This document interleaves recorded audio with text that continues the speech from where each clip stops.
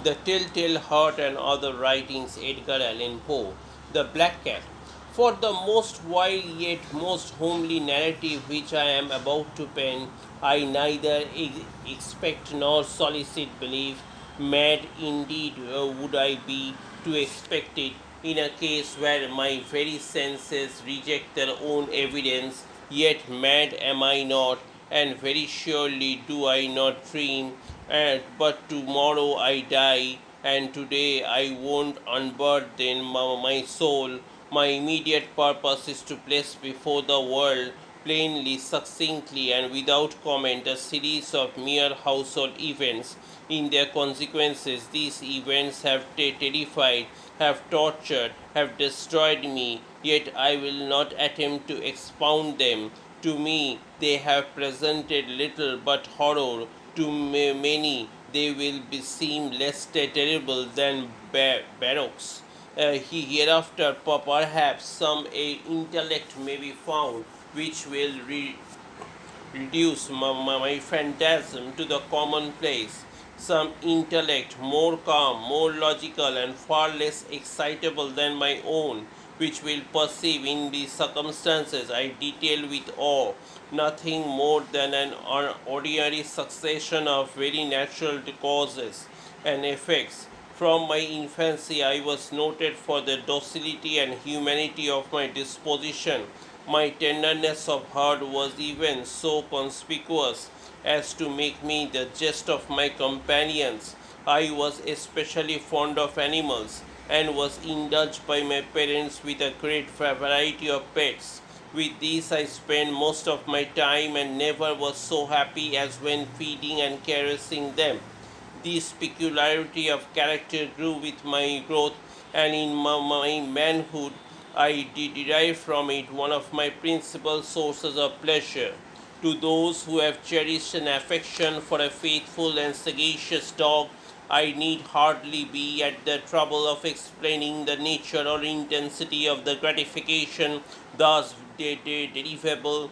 There is something in the unselfish and sacrificing love of a brute which goes directly to the heart of him who has had frequent occasion to test the paltry friendship and gossamer fidelity of mere man.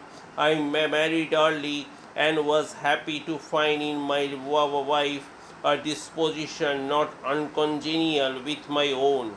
Observing my partiality for domestic pets, she lost no opportunity of procuring those of the most agreeable kind. We had birds, goldfish, a fine dog, rabbits, a small monkey, and a cat. This latter was a remarkably large and beautiful animal, entirely black and sagacious to an astonishing degree. In speaking of his intelligence, my wife, who at heart was not a little tinctured with superstition, made frequent allusions to the ancient popular notion, which regarded all black cats as witches in disguise. Not that she was ever serious upon this point, and I mention the matter at all for no better reason than it happens just now to be remembered. Pluto, this was the cat's name, was my favorite pet and playmate. I alone fed him, and he attended me wherever I went about the house. It was even with difficulty that I could prevent him from following me through the streets.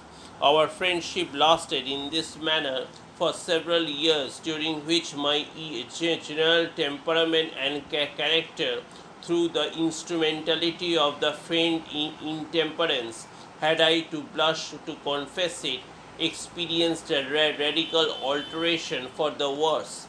I grew day by day more moody, more irritable, more regardless of the feelings of others. I suffered myself to use intemperate language to my wife. At length, I even offered her personal violence. My pets, of course, were made to feel the change in my disposition. I not only neglected but ill used them.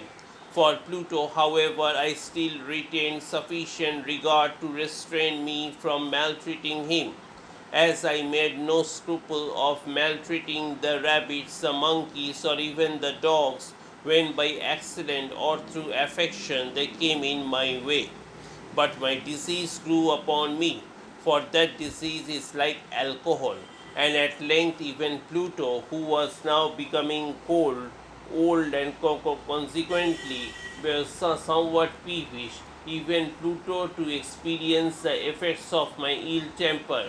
One night, returning home, much intoxicated from one of my haunts about town, I fancied that the cat avoided my presence